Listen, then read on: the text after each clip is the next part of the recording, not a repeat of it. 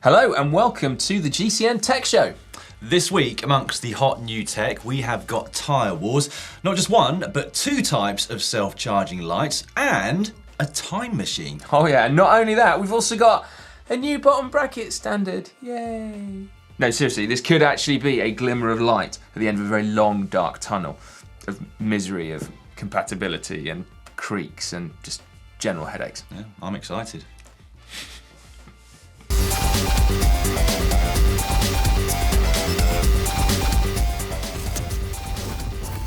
Let's start then with what has been hot this week in the world of bicycle tech. Well, maybe, Dan, we should actually start with what has been cold, wet and muddy, because it was, of course, the World Cyclocross Championships at the weekend. If you haven't seen any of the action yet, then I definitely think it'd be worth your while actually spending a bit of time and catching up, because it was brilliant. It was. You definitely really should.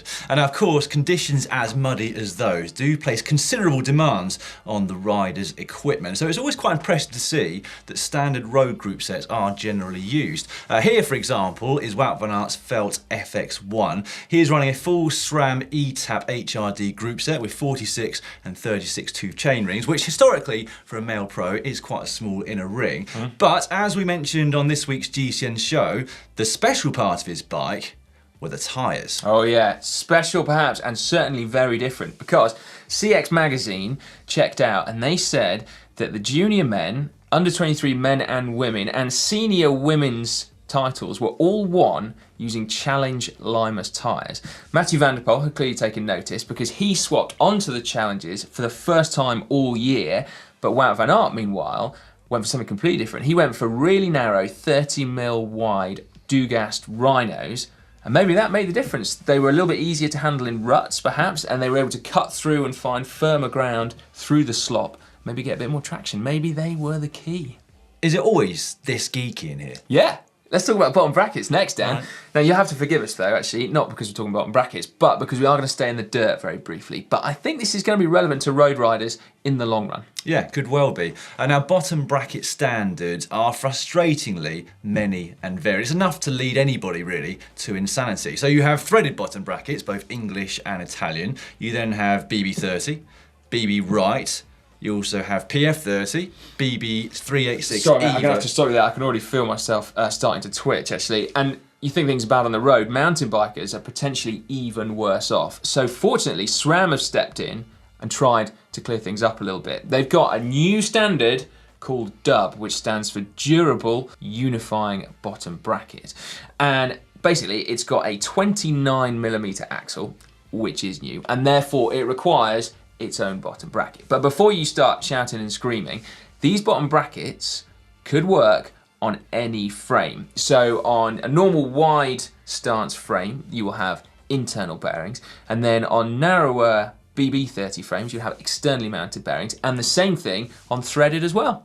It is a really cool idea, isn't it? Now, we are not a million miles away from this on the road with FSA's BB386 Evo, but this does appear to go one step further, doesn't it? So we like the sound of it. Absolutely we do. Right, now sticking with SRAM, but going firmly back onto the road, they announced last week that they are launching their first direct mount brake. So it's called the S900. And direct mount brakes, you remember, are those that attach to your bike with 2 bolts as opposed to the more conventional one. And they are rim brakes as well. Admittedly, they are slightly late to the party with this one, but it is good news for those of you who do not like to mix your group sets.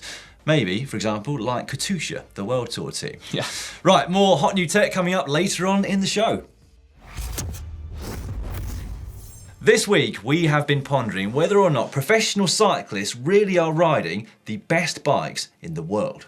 You'd think the answer would be an immediate yes, wouldn't you? After all, they get to ride top-of-the-range frames and the best group sets and wheels and tyres. And in fact, they get to test prototypes that we can't even get our hands on. And not only that, it's all cared for by expert full-time mechanics.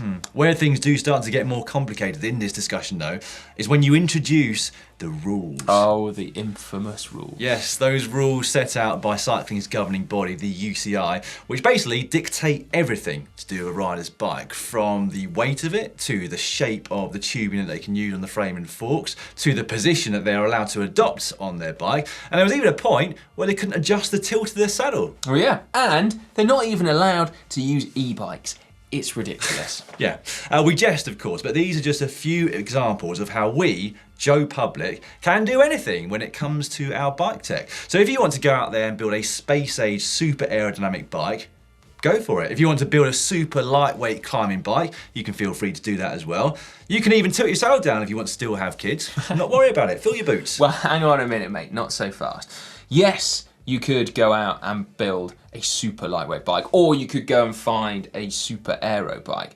But don't forget that when we weigh pro bikes on GCN or GCN Tech, they're almost always over 7 kilos, which suggests to me at least that actually there are some things more important than just lightweight, so like durability or comfort or aerodynamics, in fact. 3 constituent parts of a theoretical best bike, I think. And if you did decide that you wanted to go super aero, like get yourself a Cervelo P5, for example, there would be a massive trade-off with weight. It would weigh a ton, or 9.87 kilos, I believe. But still, the point is there that actually maybe pros have arrived at the perfect balance of an all-round bike. And I think you'd be forgiven for actually thinking that the Tour de France is the perfect test of an all-round road bike. Like hours in the saddle, long distances, high speeds, climbing, descending, handling. Yeah, maybe.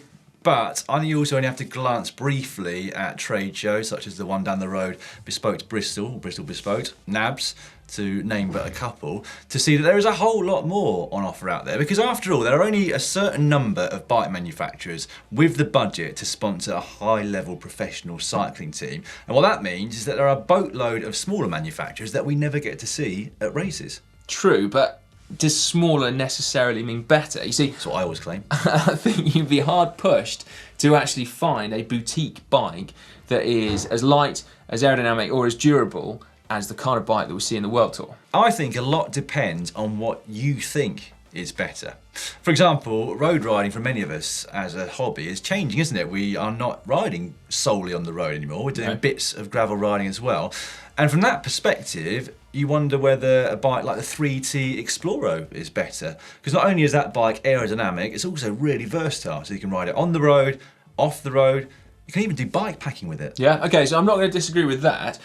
But don't forget that depending on what frame you choose to suit your different riding styles, if you were to build up the best Exploro that you could, to stick with your example, you'd still choose the same components that the pros use, wouldn't you? You'd have the same group set, you'd have the same choice of wheels, the same handlebars and stems. So really all we're talking about here is choosing a different frame that may or may not suit one rider over another. And so actually, I think pros are riding the best frames that they can do for the type of riding that they do. So it comes down to choice then, doesn't it? We, as the general public, have an almost infinite amount of choice when it comes to the equipment that we choose to use. The pros, well, their choice is a lot more limited, isn't it? Yeah. Hey, can you imagine a world tour where pro cyclists had to buy their own bikes? Wow. Yeah, that would be interesting, wouldn't it? Yeah. Do you think they'd all end up riding the same one? Ooh, there's a question. One bike to rule them all. I don't think they would. I think personal choice would come into it, but it would be super interesting. It would. Unfortunately, we're never going to find out, are we? No, but we would like to know what you guys think actually on this subject. Are pro cyclists on the best bikes out there? Or actually, does it not even matter what pro cyclists ride anymore? Because pro opinion isn't relevant to product development anymore, because as Dan said, the riding that we're doing is different. Let us know in the comment section. It's an interesting and evolving topic, this Oh, yeah. I think, isn't it? Right, before we get on with some more new tech, last week, John and Tom were asking whether you thought marginal gains even matter. And as ever, you lot made some great points down in the comments section. Yeah, I like this one from Minuteman, actually. He said, every gain since the invention of the bicycle, has been marginal. 200 years of marginal gains took us from the penny farthing to where we are now. That is a great point, isn't it? It's like evolution again. Yep. Meanwhile, Stefan Hoffman wrote, marginal gains, 90% mental. I can't help but obsess about my bike when I'm recovering, and I wouldn't benefit from riding more. And if it can get better, it bugs me to know that it's not. The answer? Clean your chain instead. Stefan, you legend. Yes, hit the nail on the head. Clean your chain. Marginal gain. Let's get involved in some more new tech, shall we? So Time have just released their first new frame set in 4 years. Yep, it's called the Alpe d'Huez Ultime, and it is entirely made in France, right down to the weaving of the tubes. Yeah, for a top level carbon bike, it's actually quite heavy. It comes in at 840 grams, and that is quoted for a size small frame with no paint on it, which is a little bit cheeky, really. However, weight is not everything. Provenance can be, as can aesthetics, and this time bike could tick both those boxes. Yeah, definitely does on aesthetics for me. I think that's lovely. Right, how do you fancy a new helmet? There've been plenty launching this year, and now Limar have just jumped into the fray as well with this, the Air Speed. So details are pretty sketchy at the moment, but it's clearly an aerodynamic road helmet. They say that it is faster than their TT helmet, except that it's got vents. I think it looks pretty good to boot as well. At the moment, unfortunately, you will have to just admire it from afar on the riders of Team Astana, but I think you could easily do that because, like you said, it looks good and it's got a very small profile. Yeah, I like that. Right, so we have been indulging in one of our favourite pursuits of trawling crowdfunding websites for random bike nuggets, like this, the Power Mule. It's an e-trailer that propels your bike in front of it. It looks massively sketchy, doesn't it? But it does give you 250 watts of extra power and it will propel you up to 20 miles per hour. And the best bit, for me at least, is that you don't even have to pedal. No. Now, I tell you what, I am really in favour of like cargo bikes, utility bikes, keeping cars off the road. And you'd think it would work, wouldn't you, to a certain extent? So it's not a total thumbs down for me, not completely. It almost sounds like a ringing endorsement, to be honest, Si. Right then, what about brake pad lights in the form of magnetic microlights? Well, yeah, these sound quite funky, right? So according to the company, they say they are the world's first contactless rim dynamos working on pure aluminium wheels and delivering never-ending bright light without any batteries, without wheel contact, without cables, and without noticeable resistance. What sounds like a miracle is based on eddy current technology and has nothing to do with perpetual motion machine concepts or pseudoscience. Wow. Yeah. Well, in a similar vein, earlier this week on the GCN show, we told you about the fact that over on Indiegogo shortly, there will be the launch of Aurora lights. It uses neodymium magnets, which are mounted onto either the stays or the forks, which then create a charge every time the light, which is mounted onto a spoke, goes past it. That is cool. In fact, both of those products are cool. I really like, well, the theory behind them. At the very least, we'll see what the products end up being like. Right now, fans of Strava, who are also fans of indoor training, will be no doubt pleased to hear that the virtual miles that you rack up indoors can now count for Strava partner challenges, if said partner allows it to. So, for example, you'd have to wait to see whether Rafa allows indoor miles to count as part of their Festive 500, for example.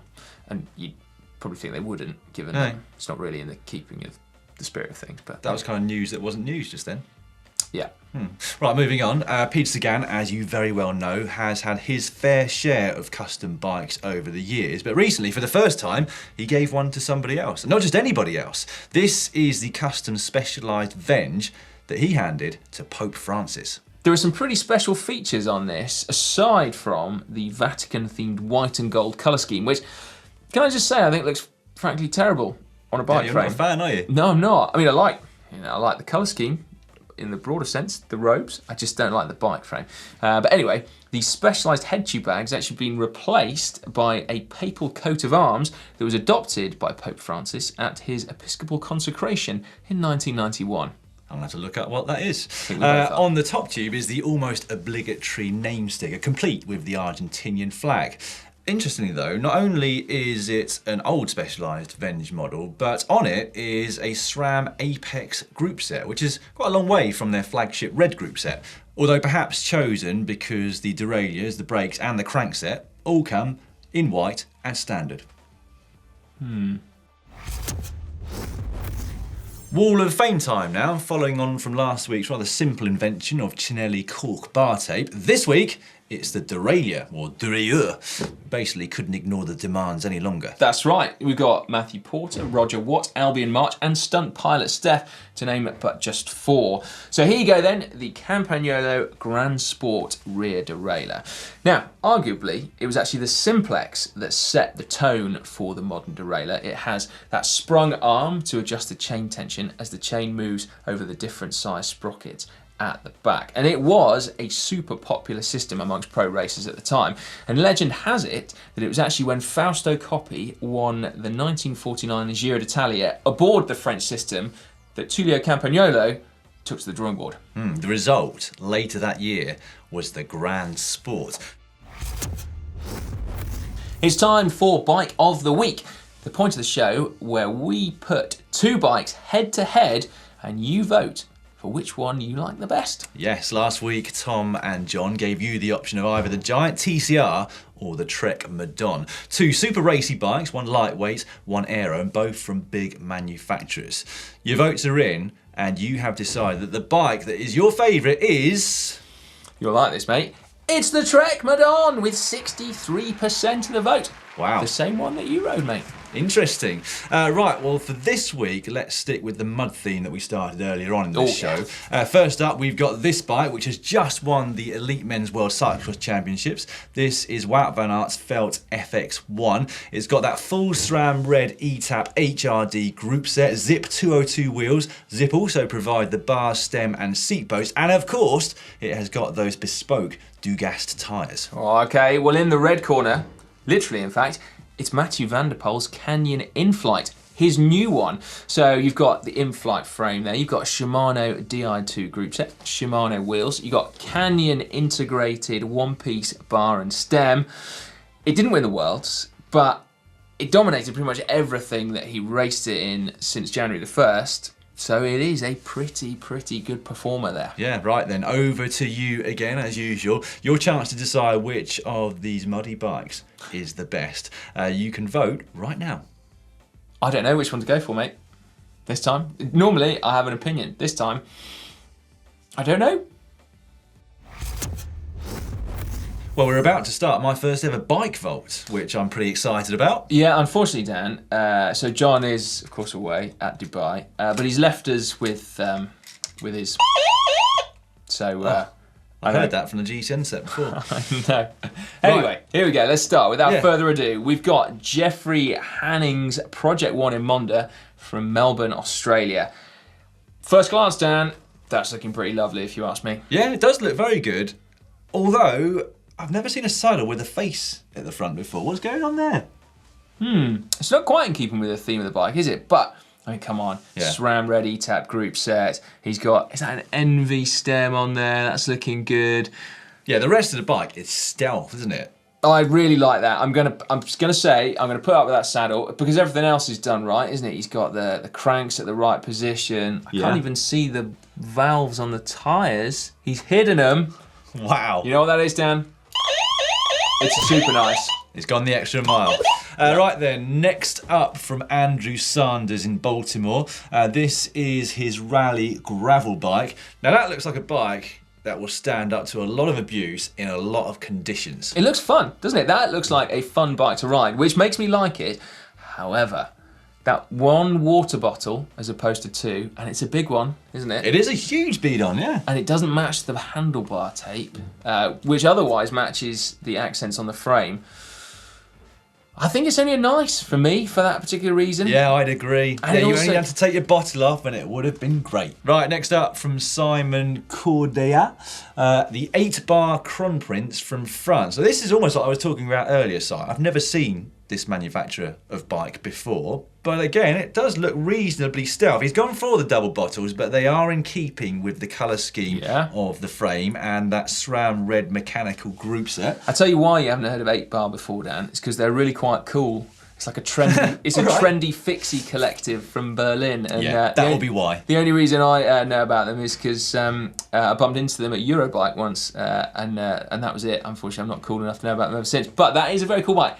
The one thing that I'm hesitating is that there's a dismembered hand holding it up, which I don't think that's cricket, you know, when it comes to bike bolts. He obviously is determined that bike is not going to topple over, and it's a shame that that hand's there because he's got the valves at 12 o'clock, he's got the cranks at 3 o'clock, everything else about it is almost perfect. I love the look of that bike, but it's not super nice because there's a hand.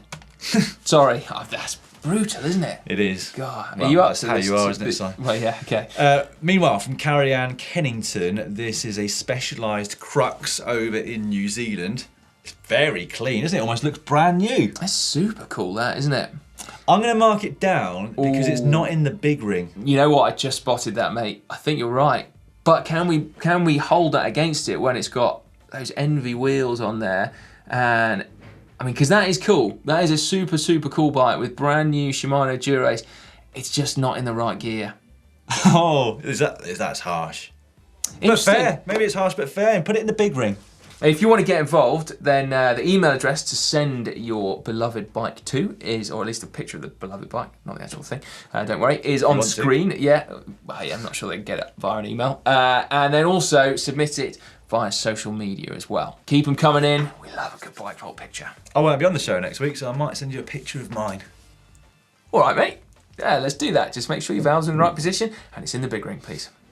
Well, that marks the end of the show, doesn't it? Thanks for having me, firstly. Don't forget at home there to let us know what you think makes the best bike. That's right. Are the pros riding them? That's the question. Now, John, obviously, as we mentioned earlier, is out at the Tour Dubai. And brilliantly, he's sending back videos from there. So why not check out what he's been up to? You can click through to it just down there. And if you've enjoyed this particular edition of the GCN Tech Show, give it a thumbs up. Oh, yeah. We all have, mate.